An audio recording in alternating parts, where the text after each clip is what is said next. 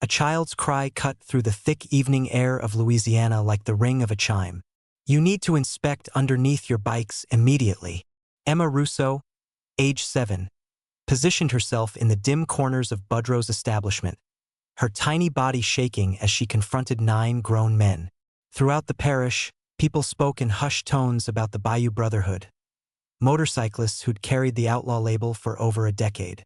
However, Emma had witnessed something in the lot that day, something that churned her insides.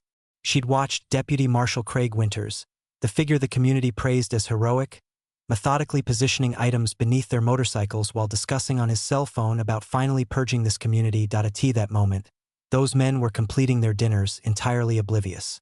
Meanwhile, beyond the walls, law enforcement vehicles wailed their approach, drawing nearer. Emma faced perhaps 120 seconds to make her choice. Remain silent and unnoticed, or voice reality to men who filled her with dread.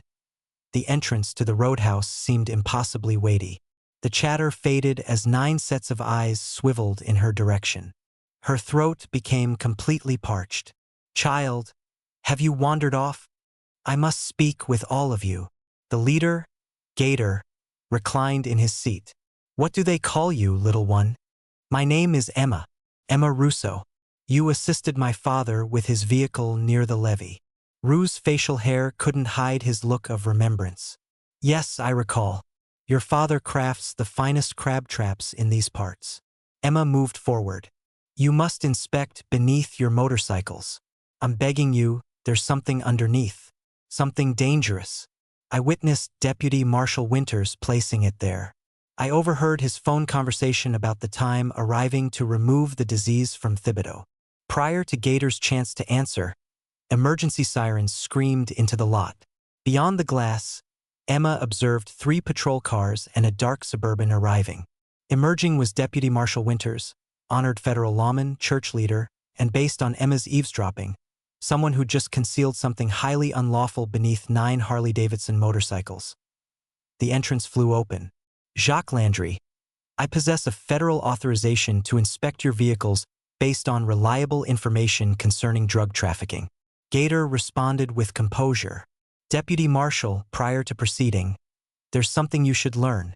This young girl just entered here absolutely terrified to alert us that someone concealed something beneath our motorcycles. Why would a 7-year-old child hazard approaching men the entire parish has conditioned her to fear unless she possessed absolute certainty we faced danger? Winter's complexion shifted through various shades. The girl is incorrect. That's not true, sir, Emma stated, her tone unwavering. I observed you this afternoon at grandfather's bait establishment. You carried packages, transparent packages containing white substance. You were speaking on the phone saying the Bayou Brotherhood was a blemish on this community and the moment for intervention had arrived. Those were your precise statements. Winter's palm shifted toward his firearm, but Gator calmly positioned Emma behind himself. Wait a moment, Deputy Marshal. I'll present you with a proposal. We'll all proceed outside as a group. We'll inspect those motorcycles as a group in full view with numerous observers. I refuse to bargain with lawbreakers, Winters snapped. In that case, you have no cause for concern, Gator answered. Should we be criminals with narcotics beneath our bikes, you take us into custody. However, if this child speaks truthfully, and I believe we're both aware she does, then you're facing a considerably larger issue. They proceeded outdoors, an unusual assembly of motorcyclists, federal operatives, deputies, and customers. Gator moved toward his motorcycle initially and lowered himself carefully. His expression became extremely rigid. Would someone provide me a mobile device with recording capability? Rue knelt beside him. Good Lord. Everyone observing this. Attached there, secured with zip ties to the framework, sat 3 transparent plastic packages, each holding roughly 2 pounds of white substance. Yet what caused people to inhale sharply wasn't solely the narcotics. It was the clearly displayed evidence labels, bearing federal case identifiers and a GPS tracking device, its crimson indicator still flashing. Those are federal evidence containers, somebody murmured. Gator rose. Those evidence labels carry numbers. They're traceable. Every package signed out creates a documented record, and I'm confident when internal investigators examine those files, they'll discover your identity throughout them. Deputy Thibodeau retrieved his mobile device. Deputy Marshal, I believe we must contact the FBI regional office in New Orleans immediately. Marie, the 65-year-old server, moved forward, her phone capturing video. I've been acquainted with you for 2 decades, Craig Winters. I'm informing you now you've disgraced your authority and disgraced this parish. FBI vehicles pulled up. The following 60 minutes unfolded with evidence gathering and the methodical destruction of a dishonest officer's profession. Deputy Thibodeau discovered the concluding element: a tablet in Winters' automobile containing comprehensive records, dates, schedules, strategies. As dusk intensified, Emma moved toward Gator cautiously. He lowered himself to her height. Are you managing all right, Emma? I felt such fear. Yet you decided to show bravery regardless. Are you aware how uncommon that quality is? He produced a small leather wristband featuring a silver fleur-de-lis ornament. This was my daughter's. She passed away 5 years prior.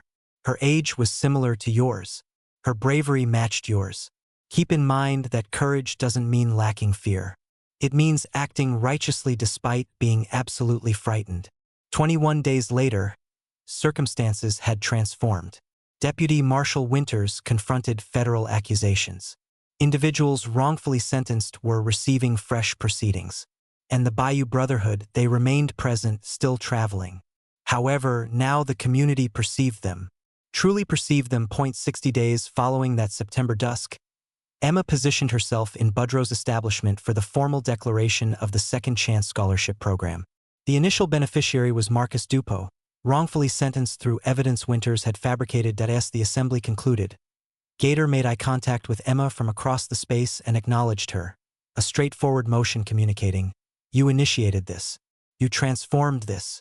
You hold significance." Heading toward home, Emma felt the wristband on her arm and reflected on Gator's daughter, on bravery despite fear, on the burden of testimony and the strength of remaining resolute. She remained merely a child. Yet she'd also become something additional now.